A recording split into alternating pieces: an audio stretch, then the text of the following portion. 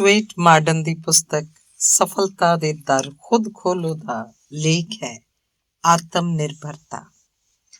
ਹਰ ਤਰ੍ਹਾਂ ਆਤਮ ਨਿਰਭਰ ਬਣੋ, ਆਪਣਾ ਆਦਰ ਕਰੋ, ਵੇਖੋ ਤੁਹਾਡੇ ਅੰਦਰ ਕੀ ਹੈ। George Herbert. ਆਨੰਦਮਈ ਜੀਵਨ ਦੀ ਪ੍ਰਾਪਤੀ ਲਈ ਆਤਮ ਵਿਸ਼ਵਾਸ ਦਾ ਹੋਣਾ ਪਰਮ ਆਵਸ਼ਕ ਹੈ। ਜੇ ਅਸੀਂ ਸ਼ਾਂਤੀ ਚਾਹੁੰਦੇ ਹਾਂ ਤਾਂ ਸ਼ਕਤੀ ਆਵਸ਼ਕ ਹੈ, ਸੁਰੱਖਿਆ ਚਾਹੁੰਦੇ ਹਾਂ ਤਾਂ ਸਥਿਰਤਾ ਆਵਸ਼ਕ ਹੈ। ਇਸੇ ਤਰ੍ਹਾਂ ਜੇ ਅਸੀਂ ਸਥਾਈ ਆਨੰਦ ਚਾਹੁੰਦੇ ਹਾਂ ਤਾਂ ਸਾਨੂੰ ਇਹੋ ਜਿਹੀਆਂ ਵਸਤਾਂ ਦਾ ਮੋਹ ਤਿਆਗਣਾ ਪਏਗਾ ਜਿਹੜੀਆਂ ਕਿਸੇ ਵੀ ਸਮੇਂ ਸਾਡੇ ਕੋਲੋਂ ਸਦਾ ਲਈ ਖੋਹੀਆਂ ਜਾ ਸਕਦੀਆਂ ਹਨ।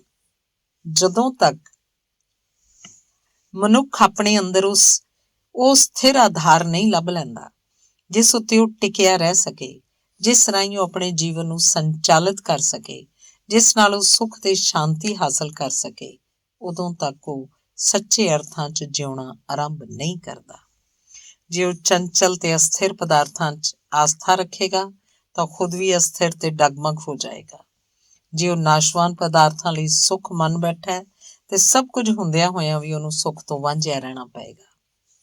ਮਨੁੱਖ ਨੂੰ ਚਾਹੀਦਾ ਹੈ ਕਿ ਉਹ ਆਤਮ ਨਿਰਭਰ ਹੋਣਾ ਸਿੱਖੇ। ਉਹਨੂੰ ਸਹਾਇਤਾ ਜਾਂ ਕਿਰਪਾ ਪ੍ਰਾਪਤ ਕਰਨ ਦੀ ਇੱਛਾ ਨਾਲ ਜਾਂ ਵਿਅਕਤੀਗਤ ਲਾਭ ਪ੍ਰਾਪਤ ਕਰਨ ਦੀ ਆਸ ਨਾਲ ਦੂਸਰਿਆਂ ਦਾ ਮੂੰਹ ਨਹੀਂ ਵੇਖਦੇ ਰਹਿਣਾ ਚਾਹੀਦਾ। ਨਾ ਤਾਂ ਉਹਨੂੰ ਕਿਸੇ ਕੋਲ ਤਰਲਾ ਕਰਨਾ ਚਾਹੀਦਾ, ਨਾ ਹੀ ਸ਼ਿਕਾਇਤ, ਨਾ ਹੀ ਗਿੜਗੜਾਉਣਾ ਚਾਹੀਦਾ ਹੈ ਤੇ ਨਾ ਹੀ ਅਫਸੋਸ ਜ਼ਾਹਰ ਕਰਨਾ ਚਾਹੀਦਾ ਹੈ। ਸਗੋਂ ਉਹਨੂੰ ਆਪਣੇ ਅੰਦਰਲੇ ਸੱਚ ਉੱਤੇ ਸੰਤੋਖ ਰੱਖਦਿਆਂ ਹੋਇਆਂ ਆਤਮ ਨਿਰਭਰ ਹੋਣਾ ਚਾਹੀਦਾ ਹੈ। ਜੇ ਮਨੁੱਖ ਆਪਣੇ ਅੰਦਰੋਂ ਸ਼ਾਂਤੀ ਹਾਸਲ ਨਹੀਂ ਕਰ ਸਕਦਾ ਤਾਂ ਫਿਰ ਕਿੱਥੋਂ ਹਾਸਲ ਕਰ ਸਕਦਾ ਹੈ? ਜੇ ਇਕੱਲਿਆਂ ਰਹਿਣ 'ਚ ਉਹਨੂੰ ਭੈ ਲੱਗਦਾ ਤੇ ਦੂਜਿਆਂ ਦੀ ਸੰਗਤ ਦਾ ਉਹਨੂੰ ਕੀ ਲਾਭ? ਜੇ ਉਹਨੂੰ ਆਪਣੇ ਹੀ ਵਿਚਾਰਾਂ ਵਿੱਚੋਂ ਆਨੰਦ ਨਹੀਂ ਮਿਲਦਾ ਤਾਂ ਉਹ ਦੂਸਰਿਆਂ ਦੀ ਸੰਗਤ 'ਚ ਦੁੱਖ ਤੇ ਕਸ਼ਟ ਤੋਂ ਕਿਵੇਂ ਬਚ ਸਕੇਗਾ? ਜਿਸ ਮਨੁੱਖ ਨੇ ਆਪਣੇ ਅੰਦਰੋਂ ਉਹ ਆਕਾਰ ਨਹੀਂ ਲੱਭਿਆ ਜਿਸ ਉੱਤੇ ਉਹ ਖਲੋਤਾ ਰਹਿ ਸਕੇ ਤਾਂ ਸੁੱਖ ਦਾ ਸਥਾਨ ਕਦੇ ਨਹੀਂ ਖੋਜ ਸਕੇਗਾ। ਬਹੁਤ ਸਾਰੇ ਲੋਕਾਂ ਨੂੰ ਭਰਮ ਰਹਿੰਦਾ ਹੈ ਕਿ ਉਹ ਆਪਣੇ ਸਾਥੀਆਂ ਵਿੱਚ ਜਾਂ ਭੌਤਿਕ ਪਦਾਰਥਾਂ ਵਿੱਚ ਸੁੱਖ ਪ੍ਰਾਪਤ ਕਰ ਸਕਦੇ ਹਨ ਤੇ ਇਹਦਾ ਨਤੀਜਾ ਇਹ ਹੁੰਦਾ ਹੈ ਕਿ ਉਹਨਾਂ ਨੂੰ ਸਦਾ ਨਿਰਾਸ਼ਾ, ਅਫਸੋਸ, ਪਛਤਾਵੇ ਦਾ ਸਾਹਮਣਾ ਕਰਨਾ ਪੈਂਦਾ ਹੈ। ਪਰ ਜਿਹੜਾ ਵਿਅਕਤੀ ਸੁੱਖ ਵਾਸਤੇ ਦੂਸਰਿਆਂ ਤੋਂ ਆਸ ਨਹੀਂ ਰੱਖਦਾ, ਭੌਤਿਕ ਪਦਾਰਥਾਂ ਉੱਤੇ ਟੇਕ ਨਹੀਂ ਰੱਖਦਾ, ਆਪਣੇ ਅੰਦਰ ਦੇ ਅਮੁੱਕ ਸਰੂਪ ਉੱਤੇ ਵਿਸ਼ਵਾਸ ਰੱਖਦਾ ਹੈ, ਉਹ ਹਰੇਕ ਅਵਸਥਾ 'ਚ ਪ੍ਰਸੰਨ ਚਿੱਤ ਤੇ ਸਵਸਥ ਰਹਿੰਦਾ ਹੈ, ਬਿਪਤਾ ਜਾਂ ਕਸ਼ਟ ਦਾ ਸ਼ਿਕਾਰ ਨਹੀਂ ਹੁੰਦਾ। ਇਸ ਤੋਂ ਉਲਟ ਜਿਹੜਾ ਵਿਅਕਤੀ ਸਹਾਇਤਾ ਵਾਸਤੇ ਦੂਜਿਆਂ ਦੇ ਮੂੰਹ ਵੱਲ ਵੇਖਦਾ ਹੈ, ਜਿਹੜਾ ਆਪਣੇ ਸੁੱਖ ਨੂੰ ਆਪਣੇ ਨਹੀਂ ਸਗੋਂ ਦੂਸਰਿਆਂ ਦੇ ਗਜ਼ ਨਾਲ ਨਾਪਦਾ ਹੈ, ਜਿਹੜਾ ਆਪਣੇ ਮਨ ਦੀ ਸ਼ਾਂਤੀ ਵਾਸਤੇ ਦੂਸਰਿਆਂ ਦੇ ਸਹਿਯੋਗ ਉੱਤੇ ਨਿਰਭਰ ਹੈ, ਇਹੋ ਜਿਹੇ ਵਿਅਕਤੀ ਵਿੱਚ ਮਾਨਸਿਕ ਸਥਿਰਤਾ ਨਹੀਂ ਹੁੰਦੀ। ਉਹਦਾ ਦਿਲੋਂ ਦਿਮਾਗ ਸਮੇਂ-ਸਮੇਂ ਹੁੰਦੀਆਂ ਤਬਦੀਲੀਆਂ ਦੇ ਨਾਲ-ਨਾਲ ਕਦੇ ਇੱਧਰ ਕਦੇ ਉੱਧਰ ਭਟਕਦਾ ਹੈ। ਇਸ ਤਰ੍ਹਾਂ ਦਾ ਵਿਅਕਤੀ ਅਧਿਆਤਮਕ ਪੱਖੋਂ ਅਪਾਹਜ ਹੋ ਜਾਂਦਾ ਹੈ। ਜਿਵੇਂ ਇੱਕ ਬਾਲ ਜਦੋਂ ਤੁਰਨਾ ਸਿੱਖਦਾ ਹੈ ਤਾਂ ਬਿਨਾਂ ਸਹਾਰੇ ਆਪਣੇ ਹੀ ਬਲ ਤੇ ਇੱਕ ਥਾਂ ਤੋਂ ਦੂਜੀ ਤੱਕ ਜਾਂਦਾ ਹੈ, ਤਿਵੇਂ ਹੀ ਮਨੁੱਖ ਨੂੰ ਚਾਹੀਦਾ ਹੈ ਕਿ ਇਕੱਲਾ ਹੀ ਖੜਾ ਰਹਿਣਾ ਸਿੱਖੇ, ਹਾਲਾਤ ਦਾ ਜਾਇਜ਼ਾ ਲੈਣਾ ਸਿੱਖੇ, ਯਾਨੀ ਜਿਸ ਰਾਹ ਉੱਤੇ ਚੱਲਣਾ ਆਪਣੀ ਮਾਨਸਿਕ ਸ਼ਕਤੀ ਦੇ ਭਰੋਸੇ ਉਹਦੀ ਚੋਣ ਕਰਨੀ ਸਿੱਖੇ। ਮਨੁੱਖ ਦੇ ਬਾਹਰ ਜਿੱਥੇ ਪਰਿਵਰਤਨ, ਵਿਨਾਸ਼ ਤੇ ਅਸੁਰੱਖਿਆ ਦੀ ਭਾਵਨਾ ਹੈ, ਉੱਥੇ ਉਹਦੇ ਅੰਦਰ ਸਭ ਤਰ੍ਹਾਂ ਦੀ ਸੁਰੱਖਿਆ ਤੇ ਆਨੰਦ ਮੌਜੂਦ ਹੈ। ਆਤਮਾ ਆਤਮ ਨਿਰਭਰ ਹੈ, ਉਹ ਦੂਜੇ ਦਾ ਸਹਾਰਾ ਨਹੀਂ ਤੱਕਦੀ ਤੇ ਜਿੱਥੇ ਲੋੜ ਪੈਂਦੀ ਹੈ ਉੱਥੇ ਉਹਦੀ ਪੂਰਤੀ ਦੇ ਬਹੁਤ ਸਾਰੇ ਸਾਧਨ ਜੁਟਾਏ ਜਾ ਸਕਦੇ ਹਨ। ਤੁਹਾਡੇ ਚਰਿੱਤਰ ਦਾ ਸਥਾਈ ਸਰੂਪ ਤਾਂ ਤੁਹਾਡੀ ਆਤਮਾ 'ਚ ਮੌਜੂਦ ਹੈ। ਆਪਣੇ ਅਸਲ ਸਰੂਪ ਨੂੰ ਪਛਾਣੋ, ਉੱਥੇ ਤੁਸੀਂ ਰਾਜੇ ਹੋ ਤੇ ਦੂਜੇ ਥਾਂ ਗੁਲਾਮ। ਇਸ ਗੱਲ ਦਾ ਖਿਆਲ ਨਾ ਕਰੋ ਕਿ ਦੂਸਰਿਆਂ ਨੇ ਆਪਣੇ ਮਨ ਉੱਤੇ ਕਾਬੂ ਰੱਖਿਆ ਹੋਇਆ ਹੈ ਜਾਂ ਨਹੀਂ। ਤੁਹਾਨੂੰ ਆਪਣੇ ਮਨ ਦੇ ਰੱਥ ਦੀਆਂ ਲਗਾਮਾਂ ਦ੍ਰਿੜਤਾ ਨਾਲ ਫੜਨੀਆਂ ਚਾਹੀਦੀਆਂ ਹਨ। ਤੁਹਾਡਾ ਤੇ ਤੁਹਾਡੀ ਪੂਰੀ ਦੁਨੀਆ ਦਾ ਹਿੱਤ ਤੁਹਾਡੇ ਦਿਲ ਵਿੱਚ ਹੈ। ਤੁਹਾਡੇ ਕੋਲ ਜ਼ਮੀਰ ਹੈ, ਉਹਦੇ ਅਨੁਸਾਰ ਕੰਮ ਕਰੋ। ਤੁਹਾਡੇ ਕੋਲ ਬੁੱਧੀ ਹੈ, ਉਹਨੂੰ ਸਵੱਛ ਰੱਖੋ। ਤੁਹਾਡੇ ਕੋਲ ਸੂਝ ਹੈ, ਉਹਦੀ ਵਰਤੋਂ ਕਰੋ ਤੇ ਉਹਨੂੰ ਵਧਾਓ। ਤੁਹਾਡੇ ਕੋਲ ਇੱਛਾ ਸ਼ਕਤੀ ਹੈ, ਉਹਨੂੰ ਵਰਤੋ ਤੇ ਉਸਨੂੰ ਵਧਾਓ। ਤੁਹਾਡੇ ਕੋਲ ਇੱਛਾ ਸ਼ਕਤੀ, ਉਹਨੂੰ ਅਮੀਰ ਕਰੋ। ਤੁਹਾਡੇ ਕੋਲ ਗਿਆਨ ਹੈ, ਉਹਦਾ ਵਰਣਨ ਕਰੋ। ਤੁਹਾਡੀ ਆਤਮਾ ਵਿੱਚ ਰੌਸ਼ਨੀ ਹੈ, ਉਹਨੂੰ ਪਛਾਣੋ ਤੇ ਲਾਲਸਾਵਾਂ ਦੇ ਤੂਫਾਨ ਤੋਂ ਉਹਦੀ ਰਾਖੀ ਕਰੋ। ਉਸ ਚਿਰ ਰਹਿਣੀ ਜੋਤ ਨੂੰ ਹੋਰ ਸਥਾਈ ਕਰੋ। ਦੁਨੀਆ ਵੱਲ ਵੇਖਣਾ ਛੱਡ ਕੇ ਆਪਣੀ ਆਤਮਾ ਤੇ ਕੇਂਦਰਿਤ ਕਰੋ। ਮਨੁੱਖ ਵਾਂਗ ਸੋਚੋ, ਮਨੁੱਖ ਵਾਂਗ ਕੰਮ ਕਰੋ, ਮਨੁੱਖ ਵਾਂਗ ਹੀ ਰਹੋ। ਆਪਣੇ ਆਪ 'ਚ ਖੁੱਲੇ ਦਿਲ ਵਾਲੇ ਤੇ ਪੂਰਨ ਬਣੋ। ਆਪਣਾ ਟੀਚਾ ਲੱਭੋ ਤੇ ਉਹਦੇ ਅਨੁਕੂਲ ਆਪਣੇ ਆਪ ਨੂੰ ਢਾਲੋ। ਪ੍ਰਿਥਵੀ ਸੂਰਜ ਦੀ ਹਦਾਇਤ ਮੰਨੋ, ਭਾਵੇਂ ਦੂਸਰੇ ਉਹਨੂੰ ਹਨੇਰਾ ਹੀ ਕਹਿਣ।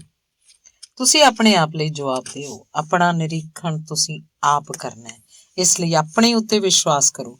ਜੇ ਤੁਸੀਂ ਖੁਦ ਆਪਣਾ ਵਿਸ਼ਵਾਸ ਗੁਆ ਬੈਠੋਗੇ ਤਾਂ ਦੂਜਾ ਤੁਹਾਡੇ ਉੱਤੇ ਕੌਣ ਵਿਸ਼ਵਾਸ ਕਰੇਗਾ। ਜੇ ਤੁਸੀਂ ਆਪਣੇ ਆਪ ਪ੍ਰਤੀ ਸੱਚੇ ਨਹੀਂ ਤਾਂ ਸੱਚਾਈ ਦਾ ਸੁਖਦਾਈ ਸੰਤੋਖ ਕਿਵੇਂ ਪ੍ਰਾਪਤ ਕਰ ਸਕੋਗੇ। ਮਹਾਨ ਵਿਅਕਤੀ ਆਪਣੀ ਸਰਲ ਤੇ ਸੁਤੰਤਰ ਸ਼ਖਸੀਅਤ ਨਾਲ ਇਕੱਲਾ ਖੜਾ ਰਹਿੰਦਾ ਹੈ। ਉਹ ਨਿਰਭੈ ਹੋ ਕੇ ਆਪਣੇ ਰਾਹ ਤੇ ਚੱਲਦਾ ਹੈ। ਉਹ ਦੂਸਰਿਆਂ ਦੇ ਮੂੰਹ ਵੱਲ ਵੇਖਦਾ ਰਹਿੰਦਾ ਹੈ। ਉਹ ਦੂਸਰਿਆਂ ਦੇ ਮੂੰਹ ਵੱਲ ਵੇਖਦਾ ਨਹੀਂ ਰਹਿੰਦਾ। ਜਿਵੇਂ ਘੁੰਮਦਿਆਂ ਫਿਰਦਿਆਂ ਸਾਡੇ ਕੱਪੜਿਆਂ ਉੱਤੇ ਧੂੜ ਪੈਂਦੀ ਰਹਿੰਦੀ ਹੈ, ਅਸੀਂ ਉਹਨੂੰ ਝਾੜ ਪੂੰਝ ਕੇ ਲਾਹ ਸੁੱਟਦੇ ਹਾਂ, ਉਸੇ ਤਰ੍ਹਾਂ ਉਹ ਆਪਣੀ ਨਿੰਦਿਆ ਤੇ ਪ੍ਰਸ਼ੰਸਾ ਦੋਹਾਂ ਨੂੰ ਝਾੜ ਕੇ ਉਹਨਾਂ ਤੋਂ ਬਿਲਕੁਲ ਪ੍ਰਭਾਵਿਤ ਨਹੀਂ ਰਹਿੰਦਾ। ਉਹ ਲੋਕਾਂ ਦੀ ਰਾਏ ਲੈ ਕੇ ਆਪਣਾ ਰਾਹ ਨਹੀਂ ਚੁਣਦਾ, ਸਗੋਂ ਆਪਣੀ ਬੁੱਧੀ ਦੀ ਰੌਸ਼ਨੀ 'ਚ ਅੱਗੇ ਵੱਧਦਾ ਹੈ। ਇਸ ਦੇ ਉਲਟ ਆਮ ਆਦਮੀ ਚਾਪਲੂਸੀ ਤੇ ਅੰਨੀ ਪੈਰੋਕਾਰੀ ਦੇ ਵਸ ਵਿੱਚ ਆਪਣੇ ਮਾਨਵੀ ਗੁਣਾਂ ਨੂੰ ਤਿਲਾਂਜਲੀ ਦੇ ਬੈਠਦੇ ਹਨ। ਜਦੋਂ ਤੱਕ ਤੁਸੀਂ ਦੇਵੀ ਦੇਵਤਿਆਂ ਤੇ ਦੂਸਰੇ ਮਨੁੱਖਾਂ ਦੀ ਕਿਰਪਾ ਪ੍ਰਾਪਤ ਕਰਨ ਲਈ ਤਰਲਾ ਕਰਨ ਦੇ ਝੂਠੇ ਵਿਸ਼ਵਾਸ ਤੋਂ ਖਹਿੜਾ ਛੁਡਾ ਕੇ ਆਪਣੇ ਦੈਵੀ ਮਾਨਸਿਕ ਸ਼ਕਤੀ ਦੇ ਬਲਬੂਤੇ ਖੜੇ ਨਹੀਂ ਹੋ ਜਾਂਦੇ, ਉਦੋਂ ਤੱਕ ਤੁਸੀਂ ਬੰਧਨ ਰਹਿਤ ਸੁਤੰਤਰ ਤੇ ਪੂਰਨ ਸੁਖ ਪ੍ਰਾਪਤ ਨਹੀਂ ਕਰ ਸਕਦੇ। ਪਰ ਕਿਤੇ ਗਲਤੀ ਨਾਲ ਘਮੰਡ ਹੀ ਆਤਮ ਨਿਰਭਰਤਾ ਨਾ ਸਮਝ ਲਿਓ, ਕਿਉਂਕਿ ਘਮੰਡ ਜਾਂ ਅਭਿਮਾਨ ਦੀ ਭੁਰਭੁਰੀ ਤੇ ਕੱਚੀ ਨੀਂਹ ਉੱਤੇ ਖੜੇ ਰਹੋਗੇ ਤੇ ਡਿੱਗੋਗੇ। ਅਭਿਮਾਨੀ ਵਿਅਕਤੀ ਹੀ ਦੂਸਰਿਆਂ ਉੱਤੇ ਜ਼ਿਆਦਾ ਨਿਰਭਰ ਰਹਿੰਦਾ ਹੈ। ਆਪਣੀ ਪ੍ਰਸ਼ੰਸਾ ਬੜੇ ਚਾਅ ਨਾਲ ਸੁਣਦਾ ਹੈ, ਨਿੰਦਿਆ ਸੁਣ ਕੇ ਆਪੇ ਤੋਂ ਬਾਹਰ ਹੋ ਜਾਂਦਾ ਹੈ। ਉਹ ਝੂਠੀ ਖੁਸ਼ਾਮਦ ਚਾਹੁਣ ਲੱਗਦਾ ਹੈ ਤੇ ਉਹਦੀ ਗਲਤੀ ਇਹੀ ਹੁੰਦੀ ਹੈ ਕਿ ਉਹ ਚਾਪਲੂਸੀ ਕਰਨ 'ਚ ਕੋਈ ਬੁਰਾਈ ਨਹੀਂ ਵੇਖਦਾ। ਉਹ ਦੂਸਰਿਆਂ ਦੇ ਵਿਚਾਰਾਂ ਤੇ ਬਹੁਤ ਜਲਦੀ ਨਾਰਾਜ਼ ਵੀ ਹੋ ਜਾਂਦਾ ਹੈ, ਖੁਸ਼ ਵੀ ਹੋ ਜਾਂਦਾ ਹੈ। ਇਸ ਤਰ੍ਹਾਂ ਉਸਦਾ ਸੁੱਖ ਦੂਸਰਿਆਂ ਦੇ ਹੱਥ ਹੁੰਦਾ ਹੈ। ਇਹਦੇ ਉਲਟ ਆਤਮ ਨਿਰਭਰ ਵਿਅਕਤੀ ਆਤਮ ਅਭਿਮਾਨ ਉੱਤੇ ਨਹੀਂ, ਸਗੋਂ ਅੰਦਰੂਨੀ ਸ਼ਕਤੀ ਉੱਤੇ ਟਿਕਿਆ ਹੋਇਆ ਹੁੰਦਾ ਹੈ। ਮਾਨਸਿਕ ਵਿਆਕੁਲਤਾ ਉਹਨੂੰ ਵਿਚਲਿਤ ਨਹੀਂ ਕਰ ਸਕਦੀ। ਉਸਤਤ ਜਾਂ ਨਿੰਦਿਆ ਦਾ ਉਸ ਉੱਤੇ ਕੋਈ ਪ੍ਰਭਾਵ ਨਹੀਂ ਪੈਂਦਾ। ਜੇ ਬਦਕਿਸਮਤੀ ਨਾਲ ਕਦੇ ਉਹ ਸੰਤੁਲਨ ਗੁਆ ਵੀ ਬਹਿੰਦਾ ਹੈ ਤਾਂ ਤੁਰੰਤ ਸੰਭਲ ਜਾਂਦਾ ਹੈ ਤੇ ਫਿਰ ਆਪਣੀ ਪਹਿਲਾਂ ਵਾਲੀ ਸਥਿਤੀ ਨੂੰ ਪ੍ਰਾਪਤ ਕਰ ਲੈਂਦਾ ਹੈ। ਉਹਦਾ ਸੁੱਖ ਆਪਣੇ ਹੱਥ ਹੁੰਦਾ ਹੈ। ਆਪਣੀ ਸੰਤੁਲਨ ਦੀ ਧੁਰੀ ਦਾ ਪਤਾ ਲਾਓ ਤੇ ਇਕੱਲਿਆਂ ਖੜਾ ਹੋਣ ਵਿੱਚ ਸਫਲਤਾ ਪ੍ਰਾਪਤ ਕਰੋ। ਇਸ ਨਾਲ ਤੁਸੀਂ ਆਪਣੇ ਜੀਵਨ 'ਚ ਜਿਸ ਕੰਮ ਨੂੰ ਹੱਥ ਲਾਓਗੇ ਉਹੀ ਪੂਰਾ ਹੋਏਗਾ। ਜਿਸ ਗੱਲ ਨੂੰ ਤੁਸੀਂ ਇਕਾਗਰ ਮਨ ਨਾਲ ਸੋਚੋਗੇ ਉਸੇ 'ਚ ਪੂਰਨਤਾ ਪ੍ਰਾਪਤ ਕਰ ਲਓਗੇ, ਕਿਉਂਕਿ ਸੱਚਾ ਆਤਮ ਨਿਰਭਰ ਤੇ ਆਪਣੇ ਪੈਰਾਂ ਤੇ ਖੜਾ ਮਨੁੱਖ ਅਜੈ ਹੁੰਦਾ ਹੈ। ਉਹਦੇ ਰਾਹ ਦੀ ਕੋਈ ਰੁਕਾਵਟ ਨਹੀਂ ਰਹਿੰਦੀ। ਇਹ ਠੀਕ ਹੈ ਕਿ ਤੁਸੀਂ ਦੂਸਰਿਆਂ ਉੱਤੇ ਨਿਰਭਰ ਨਾ ਰਹੋ, ਪਰ ਇਹਦਾ ਇਹ ਅਰਥ ਨਹੀਂ ਕਿ ਤੁਸੀਂ ਉਹਨਾਂ ਤੋਂ ਮੂੰਹ ਮੋੜ ਲਓ। ਉਹਨਾਂ ਤੋਂ ਸਿੱਖੋ, ਗਿਆਨ ਪ੍ਰਾਪਤੀ 'ਚ ਕਦੇ ਨਾ ਖੁੰਝੋ ਤੇ ਜੋ ਕੁਝ ਚੰਗਾ ਹੈ, ਫਾਇਦੇਮੰਦ ਹੈ, ਉਹਨੂੰ ਗ੍ਰਹਿਣ ਕਰਨ ਵਿੱਚ ਸਦਾ ਲਈ ਤਤਪਰ ਰਹੋ। ਨਿਮਰਤਾ ਜਿੰਨੀ ਜ਼ਿਆਦਾ ਹੋਵੇ ਉਨੀ ਚੰਗੀ ਹੈ। ਸਭ ਤੋਂ ਵੱਧ ਆਤਮ ਨਿਰਭਰ ਵਿਅਕਤੀ ਸਭ ਤੋਂ ਜ਼ਿਆਦਾ ਨਿਮਰਤਾ ਵਾਲੇ ਹੁੰਦੇ ਹਨ। ਕਿਸੇ ਸੰਤ ਮਹਾਤਮਾ ਦੀ ਆਤਮ ਮਹਿਮਾ ਦੇ ਬਰਾਬਰ ਕਿਸੇ ਵੀ ਰਾਜੇ ਮਹਾਰਾਜੇ ਜਾਂ ਕਿਸੇ ਵੀ ਧਨੀ ਦੀ ਮਹਿਮਾ ਨਹੀਂ ਹੁੰਦੀ। ਸੰਤ ਪੁਰਖ ਇੰਨਾ ਨਿਮਰਤਾ ਵਾਲਾ ਕਿਉਂ ਹੁੰਦਾ ਹੈ? ਉਹਨੂੰ ਇਸ ਗੱਲ ਦਾ ਗਿਆਨ ਹੁੰਦਾ ਹੈ ਕਿ ਉਹਦੇ ਅੰਦਰ ਰੱਬ ਦੀ ਜਿਹੜੀ ਮਹਾਨ ਰੌਸ਼ਨੀ ਹੈ, ਉਹਦੇ ਕਾਰਨ ਉਹ ਨਿਮਰ ਹੋ ਸਕਦਾ ਹੈ। ਤੁਸੀਂ ਸਭ ਕੋਲੋਂ ਗੁਣ ਗ੍ਰਹਿਣ ਕਰੋ, ਖਾਸ ਕਰਕੇ ਸੱਚ ਦੇ ਖੋਜੀ ਮਹਾਨ ਵਿਅਕਤੀਆਂ ਤੋਂ ਪ੍ਰੇਰਨਾ ਲਓ, ਪਰ ਇਸ ਗੱਲ ਨੂੰ ਕਦੇ ਵੀ ਨਜ਼ਰੋਂ ਓਹਲੇ ਨਾ ਹੋਣ ਦਿਓ ਕਿ ਉਕਤ ਗੁਣਾਂ ਨੂੰ ਗ੍ਰਹਿਣ ਨਾ ਕਰਨ ਦੀ ਸ਼ਕਤੀ ਤੁਹਾਡੇ ਅੰਦਰ ਹੀ ਸਮਾਈ ਹੋਈ ਹੈ। ਸੱਚ ਦਾ ਸਾਧਕ ਇਹ ਤਾਂ ਕਹਿ ਸਕਦਾ ਹੈ ਕਿ ਇਹ ਰਾਹ ਹੈ, ਪਰ ਉਹ ਤੁਹਾਨੂੰ ਉਸ ਉੱਤੇ ਚੱਲਣ ਜਾਂ ਨਾ ਚੱਲਣ ਲਈ ਮਜਬੂਰ ਨਹੀਂ ਕਰ ਸਕਦਾ। ਕੋਸ਼ਿਸ਼ ਤੁਹਾਨੂੰ ਖੁਦ ਕਰਨੀ ਪਏਗੀ। ਸ਼ਕਤੀ ਤੁਹਾਨੂੰ ਆਪਣੇ ਆਪ ਇਕੱਠੀ ਕਰਨੀ ਪਏਗੀ। ਭਰੋਸਾ ਤੁਹਾਨੂੰ ਆਪਣੇ ਆਪ ਉੱਤੇ, ਸਿਰਫ ਆਪਣੇ ਆਪ ਉੱਤੇ ਰੱਖ ਕੇ ਉਹਦੀ ਦੱਸੀ ਜੀਵਨ ਵਿਧੀ ਨੂੰ ਆਪਣੇ ਜੀਵਨ ਵਿਧੀ 'ਚ ਬਦਲਣਾ ਪਏਗਾ। ਇਹਦੇ ਵਾਸਤੇ ਤੁਹਾਨੂੰ ਆਪਣੇ ਆਪ ਉੱਤੇ ਵਿਸ਼ਵਾਸ ਹੋਣਾ ਅਤਿਅੰਤ ਆਵਸ਼ਕ ਹੈ। ਖੁਦ ਨੂੰ ਮਨੁੱਖ ਦੇ ਪੱਧਰ ਤੱਕ ਉੱਚਾ ਚੁੱਕਣਾ, ਆਪਣੇ ਅੰਦਰ ਮਹਾਨ ਆਤਮ ਸ਼ਕਤੀ ਨੂੰ ਜਗਾਉਣਾ, ਉਜਾਲੇ ਭਰਿਆ ਜੀਵਨ ਬਿਤਾਉਣਾ, ਇਹੀ ਹੈ ਰੱਬੀ ਸ਼ਕਤੀ। ਤੁਸੀਂ ਆਪਣਾ ਸੁਆਮੀ ਬਣਨਾ ਹੈ, ਆਪਣੇ ਆਪ ਦਾ ਬਾਦਸ਼ਾਹ। ਪਰ ਇਹ ਤਾਂ ਹੀ ਸੰਭਵ ਹੈ ਜਦੋਂ ਤੁਸੀਂ ਆਪਣੇ ਆਪ ਨੂੰ ਦੁਨੀਆ ਦਾ ਇੱਕ ਪ੍ਰਮੁੱਖ ਤੇ ਆਵਸ਼ਕ ਵਿਅਕਤੀ ਮੰਨਦਿਆਂ ਹੋਇਆਂ ਕਰਮ ਵਿੱਚ ਲੱਗੇ ਦੂਸਰਿਆਂ ਨਾਲ ਪ੍ਰੇਮ ਤੇ ਹਮਦਰਦੀ ਕਰੋ। ਪਰ ਉਹਦੇ ਅਫਜ਼ਾਨੇ ਦੀ ਇੱਛਾ ਨਾ ਰੱਖੋ। ਹੋਰਨਾਂ ਦੀ ਸਹਾਇਤਾ ਕਰੋ, ਪਰ ਉਹਨਾਂ ਦੀ ਸਹਾਇਤਾ ਉੱਤੇ ਨਿਰਭਰ ਨਾ ਰਹੋ। ਜੇ ਲੋਕ ਤੁਹਾਡੇ ਕੰਮ ਦੀ ਨਿੰਦਿਆ ਕਰਨ ਤਾਂ ਤੁਸੀਂ ਉਹਦੀ ਚਿੰਤਾ ਨਾ ਕਰੋ। ਇੰਨਾ ਹੀ ਕਾਫੀ ਹੈ ਕਿ ਤੁਹਾਡਾ ਕੰਮ ਸੱਚ ਨਾਲ ਭਰਪੂਰ ਹੋਣਾ ਚਾਹੀਦਾ ਹੈ ਤੇ ਇਹਦੀ ਸੱਚਾਈ ਉੱਤੇ ਤੁਹਾਨੂੰ ਵਿਸ਼ਵਾਸ ਹੋਣਾ ਚਾਹੀਦਾ ਹੈ। ਇਹ ਨਾ ਪੁੱਛੋ ਕਿ ਮੇਰਾ ਕੰਮ ਦੂਸਰਿਆਂ ਨੂੰ ਪਸੰਦ ਆਏਗਾ ਕਿ ਨਹੀਂ, ਸਗੋਂ ਇਹ ਕਹੋ ਮੇਰਾ ਕੰਮ ਉਚਿਤ ਹੈ ਜਾਂ ਨਹੀਂ।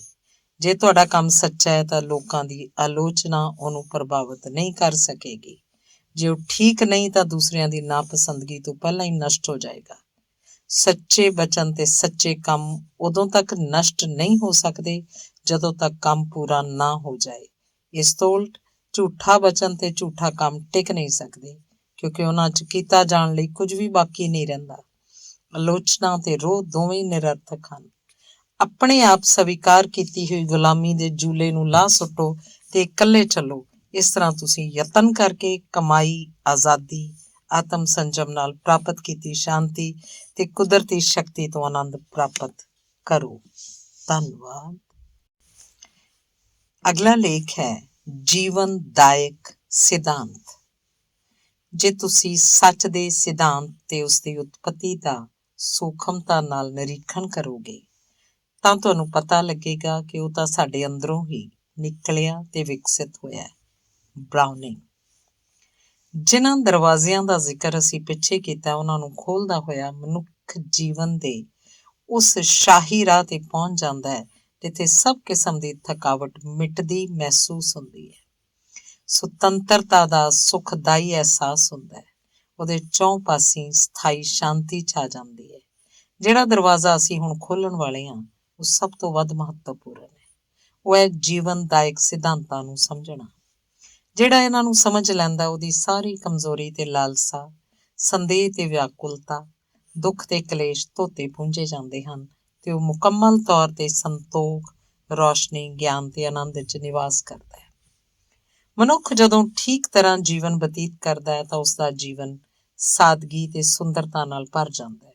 ਪਰ ਜਦੋਂ ਉਹਦਾ ਜੀਵਨ ਲਾਲਚਾਂ, ਲਾਲਸਾਵਾਂ ਤੇ ਥੋੜ੍ਹਾ ਨਾਲ ਭਰ ਜਾਂਦਾ ਹੈ ਤਾਂ ਸਮਝੋ ਕਿ ਮਨੁੱਖ ਠੀਕ ਤਰ੍ਹਾਂ ਨਾਲ ਜਿਉਂ ਨਹੀਂ ਰਿਹਾ।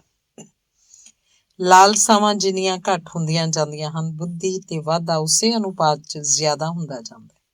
ਜਦੋਂ ਇੱਛਾਵਾਂ ਉੱਤੇ ਪੂਰੀ ਤਰ੍ਹਾਂ ਕਾਬੂ ਪਾ ਲਿਆ ਜਾਂਦਾ ਹੈ ਤੇ ਅਕਲਮੰਦੀ ਚੋਟੀ ਤੇ ਪਹੁੰਚ ਜਾਂਦੀ ਹੈ। ਇਹਦਾ ਕਾਰਨ ਇਹ ਹੈ ਕਿ ਜੀਵਨ ਕੁਦਰਤ ਦੇ ਅਟੱਲ ਨਿਯਮ ਨਾਲ ਬੰਨਿਆ ਹੋਇਆ ਹੈ, ਕਿਉਂਕਿ ਜੀਵਨ ਨੂੰ ਅਟੱਲ ਨਿਯਮ ਨਾਲੋਂ ਵੱਖਰਾ ਨਹੀਂ ਕੀਤਾ ਜਾ ਸਕਦਾ। ਇਸ ਲਈ ਜੋ ਕੁਝ ਉਹਨੂੰ ਕੁਦਰਤੀ ਤੌਰ ਤੇ ਪ੍ਰਾਪਤ ਨਹੀਂ, ਉਹਦੀ ਉਹਨੂੰ ਲੋੜ ਵੀ ਨਹੀਂ। ਹਾਂ ਤਾਂ ਲਾਲਸਾ ਤੇ ਤ੍ਰਿਸ਼ਨਾ ਜੀਵਨ ਦੀਆਂ ਲੋੜਾਂ ਨਹੀਂ, ਸਗੋਂ ਮੂਰਖਤਾ ਭਰੀਆਂ ਤੇ ਵਿਅਰਥ ਚੀਜ਼ਾਂ ਹਨ ਤੇ ਥੋੜਾਂ ਦੇ ਤੇ ਦੁੱਖ ਦੀਆਂ ਮੂਲ ਹਨ। ਇਸੇ ਸੰਦਰਭ ਵਿੱਚ ਬਾਈਬਲ 'ਚ ਇੱਕ ਦ੍ਰਿਸ਼ਟਾਂਤ ਕਥਾ ਹੈ।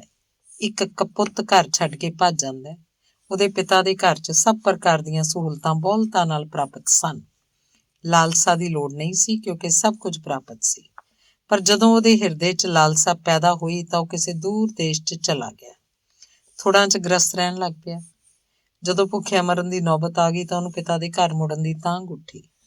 ਇਸ ਕਥਾ ਦਾ ਸਾਰ ਇਹ ਹੈ ਕਿ ਮਨੁੱਖ ਲਾਲਸਾ ਦੀ ਦਲਦਲ ਵਿੱਚ ਇੰਨੀ ਬੁਰੀ ਤਰ੍ਹਾਂ ਫਸ ਜਾਂਦਾ ਹੈ ਕਿ ਉਹ ਨਿਰੰਤਰ ਬੇਚੈਨੀ, ਅਸੰਤੋਖ, ਥੁੜ ਤੇ ਪੀੜਾ 'ਚ ਗ੍ਰਸਤ ਹੋ ਜਾਂਦਾ ਹੈ। ਇਹਦਾ ਇਹ ਇੱਕੋ ਇੱਕ ਇਲਾਜ ਹੈ, ਪਿਤਾ ਦੇ ਘਰ ਮੁੜ ਆਉਣਾ, ਅਰਥਾਤ ਲਾਲਸਾ ਦਾ ਤਿਆਗ ਕਰਕੇ ਹਕੀਕੀ ਜੀਵਨ ਨੂੰ ਪ੍ਰਾਪਤ ਕਰਨਾ। ਪਰ ਉਹ ਮਨੁੱਖ ਇਸ ਹਾਲਤ ਨੂੰ ਉਦੋਂ ਤੱਕ ਪ੍ਰਾਪਤ ਨਹੀਂ ਕਰ ਸਕਦਾ ਜਦੋਂ ਤੱਕ ਉਹ ਅਧਿਆਤਮਕ ਦ੍ਰਿਸ਼ਟੀ ਤੋਂ ਨਕਾਰਾ ਨਹੀਂ ਹੋ ਜਾਂਦਾ। ਪਹਿਲਾਂ ਲਾਲਸਾ ਦੇ ਫਲਸਰੂਪ ਪੀੜ ਤੇ ਦੁੱਖ ਭੋਗਣ ਤੋਂ ਮਗਰੋਂ ਸ਼ਾਂਤੀ ਤੇ ਅਧਿਆਤਮਕ ਖੁਸ਼ਹਾਲੀ ਦਾ ਜੀਵਨ ਹਾਸਲ ਕਰਨ ਦੀ ਜਿਗਿਆਸਾ ਪੈਦਾ ਹੁੰਦੀ ਹੈ। ਫਿਰ ਉਹ ਭੌਤਿਕ ਇੱਛਾਵਾਂ ਵੱਲੋਂ ਮੂੰਹ ਮੋੜ ਕੇ ਬੜੀ ਲਗਨ ਤੇ ਮਿਹਨਤ ਨਾਲ ਯਾਤਰਾ ਕਰਕੇ ਆਪਣੇ ਘਰ ਵੱਲ ਨੂੰ ਮੁੜ ਪੈਂਦਾ ਹੈ। ਉਹ ਬਹੁਮੁੱਲੇ ਜੀਵਨ ਵੱਲ ਵੱਧਦਾ ਹੈ ਜਿਸ ਵਿੱਚ ਲਾਲਸਾ ਦੀ ਜਕੜ, ਤਾਪ, ਭੁੱਖ ਤੋਂ ਮੁਕਤੀ ਮਿਲਦੀ ਹੈ। ਜਦੋਂ ਮਨੁੱਖ ਸਵਾਰਥੀ ਲਾਲਸਾ ਤੋਂ ਛੁਟਕਾਰਾ ਪਾ ਲੈਂਦਾ ਹੈ ਤਾਂ ਉਹਦਾ ਹਿਰਦਾ ਨਿਰਮਲ ਹੋ ਜਾਂਦਾ ਹੈ। ਉਦੋਂ ਮਾਨਵਤਾ ਵਾਸਤੇ ਕੰਮ ਕਰਨ ਲਈ ਸੁਤੰਤਰ ਹੋ ਜਾਂਦਾ ਹੈ। ਇਸ ਹਾਲਤ 'ਚ ਉਹ ਭੋਗਾਂ ਦੇ ਪਿੱਛੇ ਨਹੀਂ ਦੌੜਦਾ, ਜਿਹੜੇ ਕਦੇ ਤ੍ਰਿਪਤ ਨਹੀਂ ਹੁੰਦੇ ਤੇ ਸਾਰੀਆਂ ਸ਼ਕਤੀਆਂ ਉਹਦੇ ਹੁਕਮ ਵਿੱਚ ਹੱਥ ਬੰਨ੍ਹ ਖਲੋਂਦੀਆਂ ਹਨ, ਕਿਉਂਕਿ ਉਹਨੂੰ ਫਲ ਦੀ ਲੋਚਾ ਨਹੀਂ ਰਹਿੰਦੀ। ਇਸ ਲਈ ਉਹ ਆਪਣੀ ਕੁੱਲ ਸ਼ਕਤੀ ਨੂੰ ਆਪਣੇ ਕਰਤੱਵਾਂ ਦੀ ਪੂਰਨਤਾ 'ਚ ਲਾ ਦਿੰਦਾ ਹੈ ਤੇ ਇਸ ਤਰ੍ਹਾਂ ਉਹ ਸਭ ਗੱਲਾਂ ਦਾ ਨਿਭਾਅ ਠੀਕ ਠਾਕ ਕਰ ਸਕਦਾ ਹੈ। ਕੋਈ ਅਕਲਮੰਦ ਇਨਸਾਨ ਕਿਸੇ ਦੇ ਕਹਿਣ ਨਾਲ ਹੀ ਕਿਸੇ ਕੰਮ 'ਚ ਨਹੀਂ ਲੱਗ ਜਾਂਦਾ, ਸਗੋਂ ਗਿਆਨ ਤੋਂ ਪ੍ਰੇਰਿਤ ਹੋ ਕੇ ਕਰਮ 'ਚ ਜੁਟਦਾ ਹੈ। ਲਾਲਸਾਵਾਂ ਨਾਲ ਭਰਿਆ ਮਨੁੱਖ ਕੋਈ ਕੰਮ ਉਦੋਂ ਹੀ ਕਰਦਾ ਹੈ ਜਦੋਂ ਉਹਨੂੰ ਉਹਦਾ ਪੁਰਸਕਾਰ ਮਿਲਣ ਦੀ ਆਸ ਹੁੰਦੀ ਹੈ। ਜਿਵੇਂ ਬੱਚਾ ਖਿਡੌਣਾ ਮਿਲਣ ਦੇ ਵਾਅਦੇ ਤੇ ਕੋਈ ਕੰਮ ਕਰਦਾ ਹੈ, ਠੀਕ ਉਹੋ ਜਿਹਾ ਹੀ ਰਵੱਈਆ ਉਹਦਾ ਕੰਮ ਕਰਨ ਦਾ ਹੁੰਦਾ ਹੈ। ਪਰ ਗਿਆਨਵਾਨ ਵਿਅਕਤੀ, ਜਿਹੜਾ ਸਮਰੱਥ ਅਤੇ ਪੂਰਨ ਜੀਵਨ ਬਤੀਤ ਕਰਦਾ ਹੈ, ਜਦੋਂ ਵੀ ਚਾਹੁੰਦਾ ਹੈ ਕਿਸੇ ਵੀ ਉਪਯੋਗੀ ਕੰਮ ਨੂੰ ਕਰਨ ਲਈ ਆਪਣੀਆਂ ਸ਼ਕਤੀਆਂ ਜੁਟਾ ਸਕਦਾ ਹੈ। ਉਹ ਮਾਨਸਿਕ ਰੂਪ 'ਚ ਪਰਿਪੱਕ ਵਿਅਕਤੀ ਹੈ। ਉਹ ਫਲ ਦੀ ਪਰਵਾਹ ਨਹੀਂ ਕਰਦਾ। ਉਹਦੇ ਲਈ ਸਾਰੀਆਂ ਹਾਲਤਾਂ ਅਨੁਕੂਲ ਹਨ ਤੇ ਉਹ ਸਦਾ ਸੰਤੁਸ਼ਟ ਰਹਿੰਦਾ ਹੈ। ਇਹੋ ਜਿਹਾ ਵਿਅਕਤੀ ਸੁਖਮਈ ਜੀਵਨ ਪ੍ਰਾਪਤ ਕਰਦਾ ਹੈ ਤੇ ਉਹਦਾ ਸੁਖ ਅਵਿਨਾਸੀ ਤੇ ਅਟਲ ਨਿਯਮਾਂ ਦੇ ਅਨੁਕੂਲ ਰਹਿੰਦਾ ਹੈ। ਪਰ ਪਰਮ ਆਨੰਦ ਦਾ ਜੀਵਨ 'ਚ ਮਹਾਨ ਟੀਚਾ ਹੈ। ਜਿਹੜਾ ਇਹਨੂੰ ਪ੍ਰਾਪਤ ਕਰਨ ਦਾ ਇੱਛਕ ਹੈ, ਉਹਨੂੰ ਇਸ ਮੰਜ਼ਿਲ ਦੀ ਯਾਤਰਾ ਬੜੇ ਯਤਨ ਤੇ ਸਿਰੜ ਨਾਲ ਕਰਨੀ ਪਏਗੀ। ਉਹਨੂੰ ਪਸ਼ੂ ਬਿਰਤੀਆਂ ਦੇ ਪ੍ਰਦੇਸ਼ 'ਚੋਂ ਗੁਜ਼ਰਨਾ ਪਏਗਾ। ਉਹਨਾਂ ਬਿਰਤੀਆਂ ਦੀ ਦਲਦਲ 'ਚੋਂ ਬਚ ਕੇ ਨਿਕਲਦਿਆਂ ਹੋਇਆਂ, ਉਹਨਾਂ ਨੂੰ ਦਬਾਉਂਦਿਆਂ ਹੋਇਆਂ, ਉਹਨਾਂ ਉੱਤੇ ਕਾਬੂ ਪਾਉਂਦਿਆਂ ਹੋਇਆਂ ਵਧਣਾ ਪਏਗਾ। ਉਹਨੂੰ ਬਾਹਰੀ ਦੁਸ਼ਮਣਾਂ ਨਾਲ ਨਹੀਂ, ਆਪਣੇ ਅੰਦਰੋਂ ਜੰਮੇ ਦੁਸ਼ਮਣਾਂ ਨਾਲ ਸੰਘਰਸ਼ ਕਰਨਾ ਪਏਗਾ। ਪਹਿਲਾਂ ਤਾਂ ਰਾਹ ਕਠਿਨ ਨਜ਼ਰ ਆਏਗਾ, ਕਿਉਂਕਿ ਲਾਲਸਾ ਦੇ ਕੰਡਿਆਂ ਨਾਲ ਪਰੁੱਚਿਆ ਹੋਣ ਕਾਰਨ ਜੀਵਨ ਦਾ ਇੱਕ ਸਧਾਰਨ ਨਿਯਮਾਂ ਨੂੰ ਉਹ ਸਮਝ ਨਹੀਂ ਸਕੇਗਾ। ਇਸ ਤਰ੍ਹਾਂ ਉਸ ਤੋਂ ਛੁਪੇ ਰਹਿਣਗੇ। ਪਰ ਜਿਉਂ ਹੀ ਉਹਦਾ ਮਨ ਸਹਿਜ ਹੋ ਜਾਏਗਾ, ਜੀਵਨ ਦੇ ਸਰਲ ਨਿਯਮ ਉਹਦੀ ਸਮਝ 'ਚ ਆਉਂਦੇ ਜਾਣਗੇ, ਉਹਨਾਂ ਦਾ ਪਾਲਣ ਕਰਦਾ ਜਾਏਗਾ, ਫਿਰ ਰਾਹ ਸਿੱਧਾ ਤੇ ਸਰਲ ਹੋ ਜਾਏਗਾ। ਫਿਰ ਤਾਂ ਨਿਸ਼ਚਿਤਤਾ ਤੇ ਹਨੇਰਾ ਲੋਪ ਹੋ ਜਾਂਦੇ ਹਨ ਤੇ ਉਹਨੂੰ ਗਿਆਨ ਦੀ ਰੋਸ਼ਨੀ 'ਚ ਸਭ ਕੁਝ ਨਜ਼ਰ ਆਉਣ ਲੱਗ ਪੈਂਦਾ ਹੈ। ਕੁਝ ਸਧਾਰਨ ਨਿਯਮ ਦਿੱਤੇ ਜਾ ਰਹੇ ਨੇ ਜੋ ਕਿ ਗਣਿਤ ਦੇ ਨਿਯਮਾਂ ਵਾਂਗ ਅਕੱਟ ਹਨ। ਇਹਨਾਂ ਦੀ ਸਹਾਇਤਾ ਨਾਲ ਮਨੁੱਖ ਨੂੰ ਸੱਚੇ ਤੇ ਆਨੰਦਮਈ ਜੀਵਨ ਦੀ ਪ੍ਰਾਪਤੀ ਹੋਰ ਵੀ ਛੇਤੀ ਹੋ ਸਕਦੀ ਹੈ। ਜੀਵਨ ਮੂਲ ਰੂਪ 'ਚ ਇੱਕ ਹੈ, ਭਾਵੇਂ ਉਹ ਭਿੰਨ-ਭਿੰਨ ਰੂਪਾਂ 'ਚ ਪ੍ਰਗਟ ਹੁੰਦਾ ਹੈ। ਨਿਯਮ ਮੂਲ ਰੂਪ 'ਚ ਇੱਕ ਹੈ, ਭਾਵੇਂ ਉਹਦਾ ਭਿੰਨ-ਭਿੰਨ ਰੂਪਾਂ ਨਾਲ ਉਪਯੋਗ ਹੁੰਦਾ ਹੈ। ਸਥੂਲ ਤੇ ਸੂਖਮ ਪਦਾਰਥਾਂ ਲਈ ਵੱਖੋ ਵੱਖਰੇ ਨਿਯਮ ਨਹੀਂ। ਜਿਹੜੇ ਨਿਯਮ ਭੌਤਿਕ ਪਦਾਰਥਾਂ ਦੇ ਬਾਰੇ ਹਨ, ਉਹੀ ਅਧਿਆਤਮਕ ਬਾਰੇ ਹਨ। ਇੱਕ ਹੀ ਨਿਯਮ ਸਭ ਥਾਂ ਲਾਗੂ ਹੁੰਦਾ ਹੈ। ਭੌਤਿਕ ਵਿਹਾਰ 'ਚ ਇਹ ਇੱਕ ਨਿਯਮ ਹੈ ਕਿ ਮਨੁੱਖ ਆਤਮ ਨਿਰਭਰ ਬਣੇ, ਉਹ ਆਪਣਾ ਰੁਜ਼ਗਾਰ ਖੁਦ ਕਮਾਏ ਤੇ ਜਿਹੜਾ ਕੰਮ ਨਹੀਂ ਕਰੇਗਾ ਉਹ ਖਾਏਗਾ ਵੀ ਨਹੀਂ। ਲੋਕ ਇਸ ਨਿਯਮ ਦੀ ਉਚਿਤਤਾ ਤੇ ਚੰਗਿਆਈ ਨੂੰ ਸਮਝਦਿਆਂ ਹੋਇਆਂ ਇਹਨੂੰ ਸਵੀਕਾਰ ਕਰਦੇ ਹਨ ਤੇ ਇਹ ਤੋਂ ਪ੍ਰੇਰਨਾ ਲੈ ਕੇ ਆਵਸ਼ਕ ਭੌਤਿਕ ਸਮੱਗਰੀ ਕਮਾਏ। ਪਰ ਅਧਿਆਤਮਕ ਵਸਤੂਆਂ ਵਿੱਚ ਮੋਟੇ ਤੌਰ ਤੇ ਉਹ ਇਸ ਨਿਯਮ ਦੀ ਵਰਤੋਂ ਨਹੀਂ ਕਰਦੇ।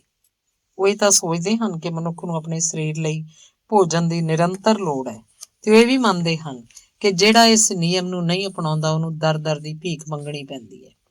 ਪਰ ਉਹ ਭੁਲੇਖੇ ਨਾਲ ਇਹਨੂੰ ਵਿਹਾਰਕ ਸਮਝ ਲੈਂਦੇ ਹਨ ਕਿ ਮਨੁੱਖ ਸਭ ਤਰ੍ਹਾਂ ਦੀਆਂ ਆਤਮਿਕ ਪ੍ਰਾਪਤੀਆਂ ਉਹਨਾਂ ਦੇ ਕਾਬਲ ਹੋਏ ਬਿਨਾਂ ਜਾਂ ਪ੍ਰਾਪਤ ਕਰਨ ਦਾ ਯਤਨ ਕੀਤੇ ਬਿਨਾਂ ਪ੍ਰਾਪਤ ਕਰ ਲਏ। ਨਤੀਜਾ ਇਹ ਹੁੰਦਾ ਹੈ ਕਿ ਬਹੁਤ ਸਾਰੇ ਮਨੁੱਖ ਅਧਿਆਤਮਕ ਵਸਤਾਂ ਲਈ ਭਿਖਾਰੀ ਬਣੇ ਰਹਿੰਦੇ ਹਨ, ਅਰਥਾਤ ਉਹ ਮਾਨਸਿਕ ਸ਼ਕਤੀ, ਗਿਆਨ ਤੇ ਸ਼ਾਂਤੀ ਦੀ ਥੁੜ 'ਚ ਦੁੱਖ ਤੇ ਕਸ਼ਟ ਸਹਿਣ ਕਰਦੇ ਹਨ। ਜੇ ਤੁਹਾਨੂੰ ਕਿਸੇ ਭੌਤਿਕ ਪਦਾਰਥ ਦੀ ਲੋੜ ਹੈ, ਜਿਵੇਂ ਭੋਜਨ, ਕੱਪੜੇ, ਫਰਨੀਚਰ ਜਾਂ ਬਾਕੀ ਵਸਤਾਂ, ਤਾਂ ਤੁਸੀਂ ਉਹਨੂੰ ਕਿਸੇ ਸਟੋਰ ਕੀਪਰ ਕੋਲੋਂ ਉਂਝ ਹੀ ਨਹੀਂ ਮੰਗ ਲੈਂਦੇ। ਤੁਸੀਂ ਉਹਨਾਂ ਦਾ ਮੁੱਲ ਪੁੱਛਦੇ ਹੋ, ਫਿਰ ਉਤਾਰਦੇ ਹੋ, ਤਾਂ ਕਿਤੇ ਜਾ ਕੇ ਉਹ ਚੀਜ਼ ਤੁਹਾਡੀ ਹੁੰਦੀ ਹੈ।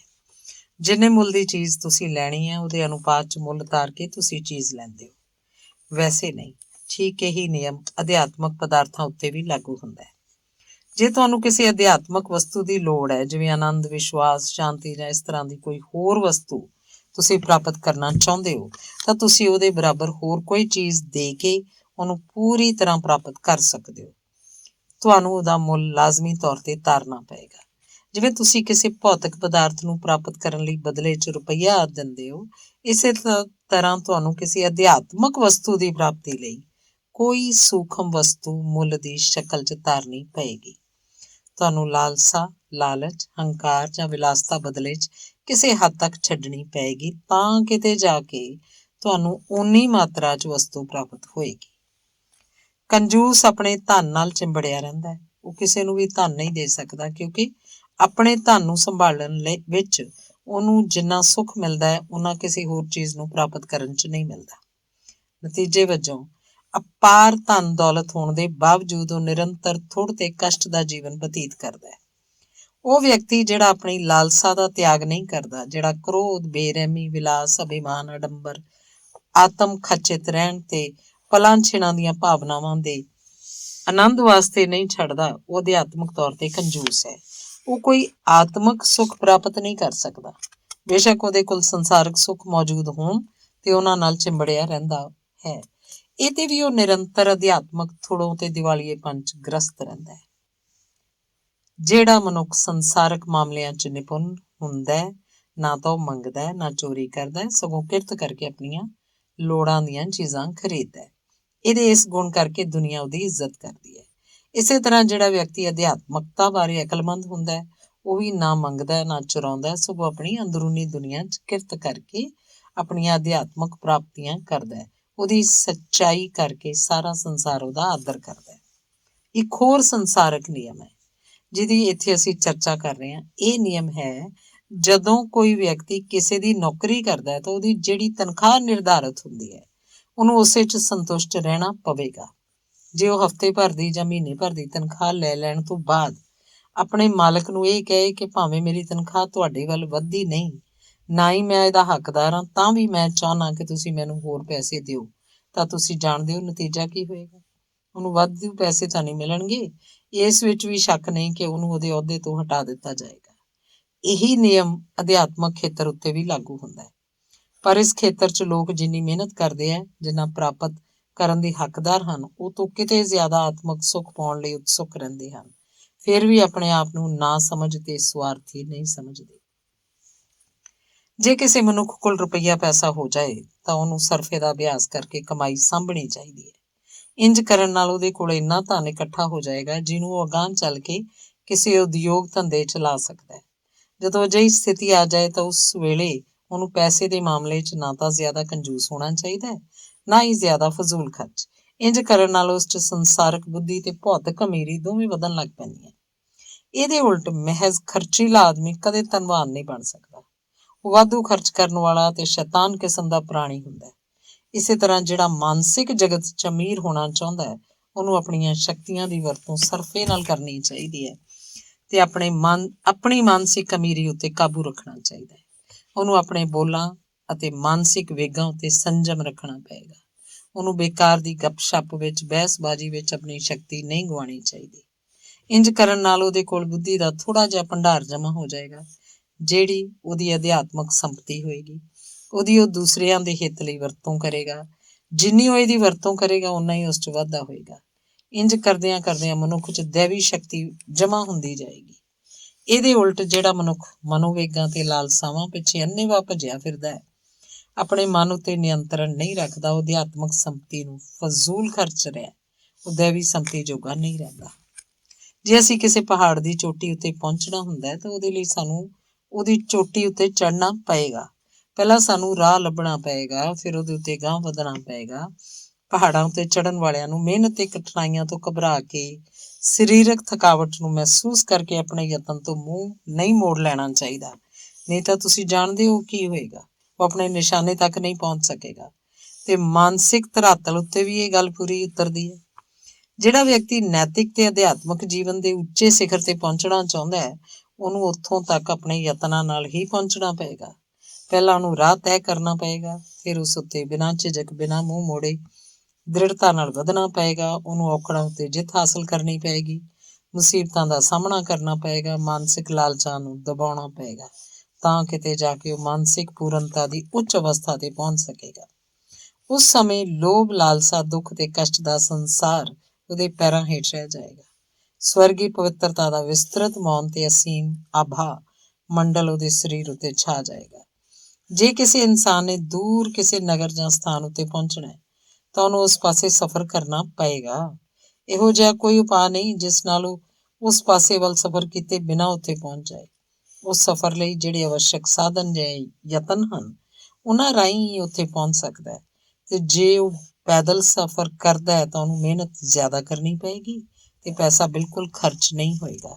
ਜੇ ਉੱਥੇ ਪਹੁੰਚਣ ਲਈ ਉਹ ਮੋਟਰ ਗੱਡੀ ਜਾਂ ਰੇਲ ਗੱਡੀ 'ਚ ਸਫ਼ਰ ਕਰਦਾ ਹੈ ਤਾਂ ਉਹਨੂੰ ਸਰੀਰਕ ਮਿਹਨਤ ਬਹੁਤ ਘੱਟ ਕਰਨੀ ਪਏਗੀ, ਪਰ ਉਹਨੂੰ ਪੈਸੇ ਖਰਚ ਕਰਨੇ ਪੈਂਦੇ ਹੈ, ਜਿਨ੍ਹਾਂ ਨੂੰ ਕਮਾਉਣ ਲਈ ਉਹਨੂੰ ਮਿਹਨਤ ਕਰਨੀ ਪੈਂਦੀ ਹੈ। ਇਸ ਲਈ ਕਿਤੇ ਵੀ ਪਹੁੰਚਣ ਲਈ ਮਿਹਨਤ ਕਰਨੀ ਪੈਂਦੀ ਹੈ। ਤੁਸੀਂ ਮਿਹਨਤ ਕਰਨ ਤੋਂ ਟਲ ਨਹੀਂ ਸਕਦੇ। ਇਹ ਨਿਯਮ ਅਟੱਲ ਹੈ। ਇਹ ਨਿਯਮ ਮਾਨਸਿਕ ਜਗਤ ਉੱਤੇ ਵੀ ਪੂਰਾ ਢੁਕਦਾ ਹੈ। ਜੇ ਕਿਸੇ ਵਿਅਕਤੀ ਨੇ ਅਧਿਆਤਮਕਤਾ ਦੀ ਉੱਚੀ ਅਵਸਥਾ, ਮਿਸਾਲ ਵਜੋਂ ਪਵਿੱਤਰਤਾ, ਦਇਆ, ਸੂਝ ਤੇ ਸ਼ਾਂਤੀ ਤੱਕ ਪਹੁੰਚਣਾ ਹੈ, ਉਹਨੂੰ ਚਾਹੀਦਾ ਹੈ ਕਿ ਇਸ ਦਿਸ਼ਾ ਵੱਲ ਚਾਲੇ ਪਾ ਦੇਵੇ, ਉੱਥੋਂ ਤੱਕ ਪਹੁੰਚਣ ਲਈ ਯਤਨ ਕਰੇ। ਇਹੋ ਜਿਹੀ ਕੋਈ ਵਿਧੀ ਨਹੀਂ ਜਿਸ ਨਾਲ ਕੋਈ ਵਿਅਕਤੀ ਇਹਨਾਂ ਉੱਚ ਅਧਿਆਤਮਕ ਅਵਸਥਾਵਾਂ ਤੱਕ ਅਚਾਨਕ ਹੀ ਜਾ ਪਹੁੰਚੇ। ਉਹਨੂੰ ਪਹਿਲਾਂ ਕਿਸੇ ਸੱਚੇ ਮਾਰਗ ਦੀ ਤਲਾਸ਼ ਕਰਨੀ ਪਏਗੀ, ਤਾਂ ਕਿਤੇ ਜਾ ਕੇ ਉਹ ਆਪਣੀ ਯਾਤਰਾ ਦੇ ਅੰਤਮ ਨਿਸ਼ਾਨੇ ਤੱਕ ਪਹੁੰਚ ਸਕੇਗਾ। ਇਹ ਕੁਝ ਨਿਯਮ ਹਨ ਜਿਹੜੇ ਸ੍ਰਿਸ਼ਟੀ ਦੇ ਜ਼ਾਹਰਾ ਰੂਪਾਂ ਚੋਂ ਕੁਝ ਕੁ ਹਨ। ਇਹਨਾਂ ਨੂੰ ਸਮਝਣਾ ਤੇ ਆਪਣੇ ਜੀਵਨ 'ਚ ਉਤਾਰਨਾ ਤੇ ਇਹਨਾਂ ਦਾ ਨਿਰੰਤਰ ਪਾਲਣ ਕਰਨਾ ਪਰਮ ਆਵਸ਼ਕ ਹੈ। ਇਸ ਨਾਲ ਮਨੁੱਖ ਮਾਨਵਤਾ, ਅਧਿਆਤਮਕ ਪੂਰਨਤਾ ਤੇ ਸਰਵਉੱਚ ਸਥਿਤੀ 'ਚ ਪਹੁੰਚ ਸਕਦਾ ਹੈ। ਜੀਵਨ ਇੱਕ ਸਪਸ਼ਟ ਤੇ ਸਪਾਟ ਤਰਕ ਹੈ। ਇਸ 'ਚ ਕਿਸੇ ਤਰ੍ਹਾਂ ਦੀ ਸੋਧ ਵਾਸਤੇ ਕੋਈ ਗੁੰਜਾਇਸ਼ ਨਹੀਂ। ਇਹਦੀ ਵਰਤੋਂ ਅਤਿਅੰਤ ਸਿੱਧੀ ਤੇ ਸੱਚੀ ਹੈ। ਇਹ ਕੁਦਰਤ ਦੇ ਅਟੱਲ ਨਿਯਮ ਦੁਆਰਾ ਚੱਲਦਾ ਹੈ ਅਤੇ ਉਕਤ ਨਿਯਮ ਦੀ ਆਤਮਾ ਹੈ ਪ੍ਰੇਮ। ਪੱਖਪਾਤ ਤੇ ਮਨਮਰਜ਼ੀ ਕੁਦਰਤ ਦੇ ਨਿਯਮ, ਵਿਧਾਨ ਤੇ ਪ੍ਰੇਮ ਦੋਹਾਂ ਦੇ ਵਿਰੁੱਧ ਹੈ। ਸ੍ਰਿਸ਼ਟੀ ਕਿਸੇ ਨਾਲ ਪੱਖਪਾਤ ਨਹੀਂ ਕਰਦੀ, ਇਹ ਸਭ ਨਾਲ ਇੱਕੋ ਜਿਹਾ ਇਨਸਾਫ ਕਰਦੀ ਹੈ। ਜਿਹੋ ਜਿਹਾ ਕਰਮ ਕਰਦਾ ਹੈ ਉਹਨੂੰ ਉਹੋ ਜਿਹਾ ਫਲ ਮਿਲਦਾ ਹੈ। ਜਗਤ ਦਾ ਸਭ ਕੁਝ ਚੰਗਾ ਹੈ ਕਿਉਂਕਿ ਇਹ ਸਭ ਕੁਝ ਨਿਯਮ ਵਿਧਾਨ ਦੇ ਅਨੁਕੂਲ ਹੈ। ਇਸੇ ਲਈ ਮਨੁੱਖ ਆਪਣੇ ਜੀਵਨ ਵਿੱਚ ਉਚਿਤ ਮਾਰਗ ਜਾਂ ਮਨ ਚਾਹੀ ਸਫਲਤਾ ਪ੍ਰਾਪਤ ਕਰ ਸਕਦਾ ਹੈ ਤੇ ਸਫਲਤਾ ਹਾਸਲ ਕਰਕੇ ਆਨੰਦ ਪ੍ਰਾਪਤ ਕਰ ਸਕਦਾ ਹੈ। ਜਿਹੜਾ ਮਨੁੱਖ ਆਪਣੇ ਜੀਵਨ ਨੂੰ ਆਡੰਬਰ ਰਹਿਤ ਕਰੇ, ਹਿਰਦੇ ਨੂੰ ਪਵਿੱਤਰ ਕਰਕੇ ਕੁਦਰਤ ਦੇ ਅਟੱਲ ਸਿਧਾਂਤ ਦੀ ਸਫਲਤਾ ਨੂੰ ਸਮਝਣ ਲੱਗਦਾ ਹੈ, ਉਹੀ ਸਭ ਪਦਾਰਥਾਂ ਦੀ ਨਿਯਮਬੱਧ ਗਤੀ ਨੂੰ ਪਛਾਣਦਾ ਹੈ। ਇਹੋ ਜਿਹਾ ਵਿਅਕਤੀ ਆਪਣੇ ਵਿਚਾਰਾਂ ਤੇ ਕੰਮਾਂ ਤੋਂ ਪੈਦਾ ਹੋਏ ਨਤੀਜਿਆਂ ਨੂੰ ਜਾਣਦਾ ਹੈ ਤੇ ਇਹ ਵੀ ਸਮਝਦਾ ਹੈ ਕਿ ਉਹਨਾਂ ਦਾ ਖੁਦ ਉਹਦੇ ਉੱਤੇ ਤੇ ਦੂਸਰਿਆਂ ਉੱਤੇ ਕੀ ਅਸਰ ਪਏਗਾ। ਫਿਰ ਉਸ ਤਰ੍ਹਾਂ ਦੇ ਵਿਚਾਰਾਂ ਨੂੰ ਆਪਣੇ ਹਿਰਦੇ ਵਿੱਚ ਥਾਂ ਦੇਏਗਾ ਤੇ ਉਸੇ ਤਰ੍ਹਾਂ ਦੇ ਕੰਮਾਂ 'ਚ ਹੱਥ ਪਾਏਗਾ ਜਿਨ੍ਹਾਂ ਨੂੰ ਆਰੰਭ ਕਰਦਿਆਂ ਆਨੰਦ ਆਉਂਦਾ ਹੈ, ਜਿਨ੍ਹਾਂ ਨੂੰ ਫਲ ਲੱਗਣ ਤੇ ਖੇੜੇ 'ਚ ਵਾਧਾ ਹੁੰਦਾ ਹੈ। ਅਗਿਆਨਤਾ ਦੀ ਸਥਿਤੀ 'ਚ ਉਤੋਂ ਜਿਹੜੀਆਂ ਗਲਤੀਆਂ ਜਾਂ ਭੁੱਲਾਂ ਹੋਈਆਂ ਸਨ, ਉਹਨਾਂ ਤੇ ਉਚਿਤ ਨਤੀਜਿਆਂ ਨੂੰ ਬੜੀ ਨਿਮਰਤਾ ਨਾਲ ਗ੍ਰਹਿਣ ਕਰਦਾ ਹੈ। ਇੰਜ ਕਰਦਿਆਂ ਹੋਇਆਂ ਨਾ ਤਾਂ ਉਹਦੇ ਚਿਹਰੇ ਤੇ ਅਸੰਤੋਖ ਦੀ ਜਾਂ ਭੈ ਦੀਆਂ ਲਕੀਰਾਂ ਉੱਭਰਦੀਆਂ, ਨਾ ਹੀ ਉਹਨਾਂ ਭੁੱਲਾਂ ਬਾਰੇ ਉਹ ਆਪਣੀ ਸਫਾਈ ਪੇਸ਼ ਕਰਨ ਦਾ ਯਤਨ ਕਰਦਾ ਹੈ। ਉਹ ਤਾਂ ਸ੍ਰਿਸ਼ਟੀ ਦੇ ਅਟੱਲ ਨਿਯਮ ਦੇ ਗਿਆਨ ਤੇ ਉਹਦੇ ਅਨੁਕੂਲ ਆਪਣੇ ਆਚਰਣ ਨੂੰ ਢਾਲਣ ਦਾ ਯਤਨ ਕਰਦਾ ਹੈ। ਇਸ ਤਰ੍ਹਾਂ ਉਹ ਨਿਮਰ ਰਹਿ ਕੇ ਅਲੌਕਿਕ ਆਨੰਦ ਦੀ ਅਵਸਥਾ ਵਿੱਚ ਜਾ ਪਹੁੰਚਦਾ ਹੈ। ਧੰਨਵਾਦ। ਸਵੇਟ ਮਾਰਡਨ ਦੀ ਪੁਸਤਕ ਸਫਲਤਾ ਦੇ ਦਰ ਖੁਦ ਖੋਲੋ ਦਾ ਅਖੀਰਲਾ ਲੇਖ ਹੈ ਸੁਖਾਵੀਂ ਸਮਾਪਤੀ। ਖੁਸ਼ਕਿਸਮਤੀ ਨਾਲ ਜਦੋਂ ਤੇਰੇ ਕੰਮ ਸਮਾਪਤ ਹੋ ਜਾਣਗੇ ਤਾਂ ਤੇਰੇ ਦੋਸ਼ ਵੀ ਪਰਮ ਸੱਚ ਵਿੱਚ ਮਿਲ ਕੇ ਗੁਣ ਬਣ ਜਾਣਗੇ ਤੇ ਤੇਰੇ ਸਾਰੇ ਅਹਿਦ ਪਰਮ ਜੋਤ ਦੇ ਅਹਿਦ ਵਿੱਚ ਘੁਲ ਮਿਲ ਜਾਣਗੇ। ਵਾਈਟਰ। ਜੀਵਨ ਵਿੱਚ ਅਨੇਕਾਂ ਹੀ ਅਜਿਹੇ ਮੌਕੇ ਆਉਂਦੇ ਹਨ ਜਦੋਂ ਮਨੁੱਖ ਕੰਮ ਦੀ ਸਮਾਪਤੀ ਦੀਆਂ ਸੁਖਾਵੀਆਂ ਯਾਦਾਂ ਨਾਲ ਭਰ ਜਾਂਦਾ ਹੈ। ਭਾਵੇਂ ਸੰਸਾਰ ਵਿੱਚ ਪਾਪ ਤੇ ਅਗਿਆਨ ਦੀ ਬਹੁਲਤ ਹੈ ਤੇ ਇਹ ਵੀ ਠੀਕ ਹੈ ਕਿ ਇਸ ਦੁਨੀਆ ਵਿੱਚ ਦੁੱਖ ਤੇ ਵੇਦਨਾ ਭਰੀ ਪਈ ਹੈ, ਇਸ ਦੇ ਬਾਵਜੂਦ ਇਸ ਵਿੱਚ ਪਵਿੱਤਰਤਾ, ਗਿਆਨ, ਖੁਸ਼ੀ ਤੇ ਖੇੜੇ ਦੀ ਘਾਟ ਨਹੀਂ। ਕਿਸੇ ਵੀ ਪਵਿੱਤਰ ਵਿਚਾਰ ਤੇ ਬੇਗਰਜ਼ ਕੰਮ ਦਾ ਨਤੀਜਾ ਸੁਖਾਵਾਂ ਹੀ ਹੁੰਦਾ ਹੈ ਤੇ ਅਜਿਹਾ ਹਰੇਕ ਨਤੀਜਾ ਇੱਕ ਸੁਖਾਵੀਂ ਸਮਾਪਤੀ ਹੀ ਅਖਵਾਏਗਾ। ਜੇ ਤੁਹਾਡੇ ਘਰ ਦਾ ਵਾਤਾਵਰਨ ਸ਼ਾਂਤੀ ਭਰਿਆ ਹੈ ਤਾਂ ਤੁਹਾਡੀ ਸੁਖਾਵੀਂ ਸਫਲਤਾ ਹੀ ਆਖੀ ਜਾਏਗੀ। ਜੇ ਤੁਸੀਂ ਆਪਣੇ ਜੀਵਨ 'ਚ ਸਫਲ ਹੋ ਤਾਂ ਇਹ ਵੀ ਤੁਹਾਡੀ ਸਫਲਤਾ ਮੰਨੀ ਜਾਏਗੀ।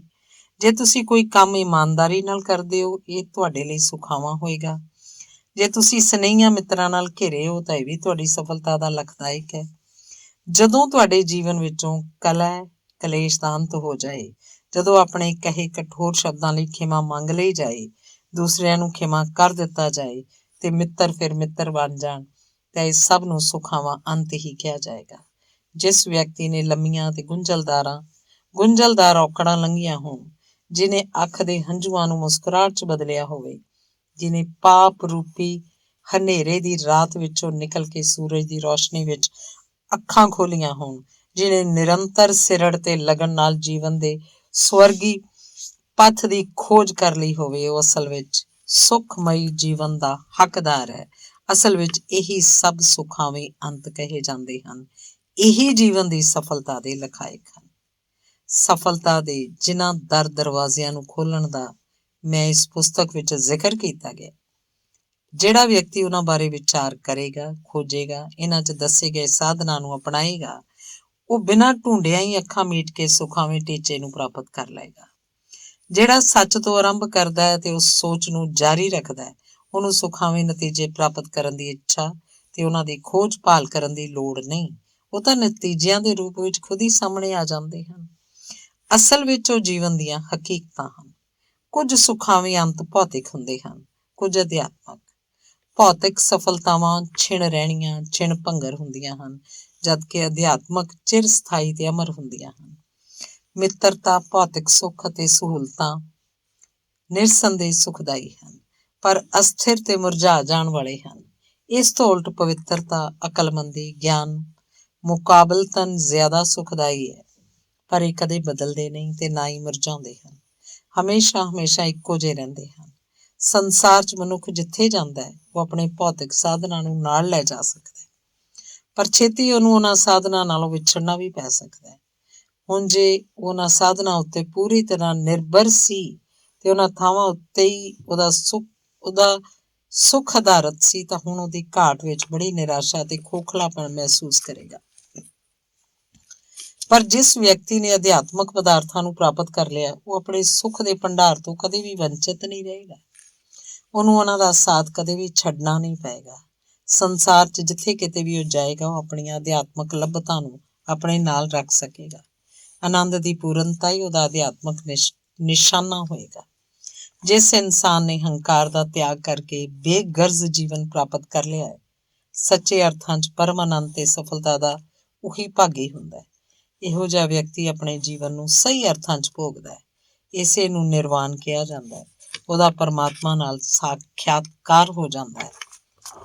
ਜਿਸ ਵਿਅਕਤੀ ਨੇ ਆਪਣੇ ਹਿਰਦੇ ਵਿੱਚੋਂ ਲੋਭ, ਲਾਲਚ, ਕਬਜ਼ੇ ਦੀ ਭਾਵਨਾ, ਘਿਰਨਾ, ਈਰਖਾ, ਦੂਰ ਬਿਰਤੀਆਂ ਨੂੰ ਬਾਹਰ ਕੱਢ ਦਿੱਤਾ ਹੈ, ਜਿਹੜੇ ਸਵਾਰਥ ਦੀ ਛਾਂ ਤੋਂ ਵੀ ਪਰਾਂ ਹਨ, ਜਿਹੜੇ ਲਗਾ ਦਵੈਕ ਤੋਂ ਬਿਨਾਂ ਸਭ ਨੂੰ ਅਪਾਰ ਸ਼ਰਧਾ ਤੇ ਪ੍ਰੇਮ ਨਾਲ ਵੇਖਦਾ ਹੈ, ਉਸੇ ਨੇ ਅਸਲ 'ਚ ਜੀਵਨ ਨੂੰ ਸਫਲ ਕੀਤਾ ਹੈ। ਉਹਨੇ ਸੱਚੀ ਸਫਲਤਾ ਪ੍ਰਾਪਤ ਕੀਤੀ ਹੈ।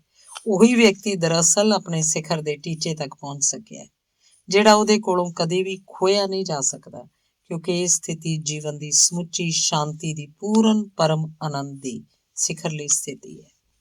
ਕਾਮਯਾਬੀ ਦੇ ਇਹ ਕੁਝ ਦਰਵਾਜ਼ੇ ਹਨ, ਜਿਨ੍ਹਾਂ ਨੂੰ ਜੇ ਤੁਸੀਂ ਧੀਰਜ ਤੇ ਸੱਚੀ ਲਗਨ ਨਾਲ ਇੱਕ ਇੱਕ ਕਰਕੇ ਖੋਲ੍ਹਣ ਦਾ ਯਤਨ ਕਰੋ, ਤਾਂ ਕੋਈ ਹੈਰਾਨਗੀ ਦੀ ਗੱਲ ਨਹੀਂ ਕਿ ਜੀਵਨ ਪ੍ਰਤੀ ਤੁਹਾਡਾ ਦ੍ਰਿਸ਼ਟੀਕੋਣ ਹੀ ਬਦਲ ਜਾਏ ਤੇ ਤੁਹਾਡੇ ਅੰਦਰ ਫਿਰ ਨਵੀਂ ਆਸ, ਨਵਾਂ ਵਿਸ਼ਵਾਸ ਜਾਗ ਉੱਠੇ। ਧੰਨਵਾਦ।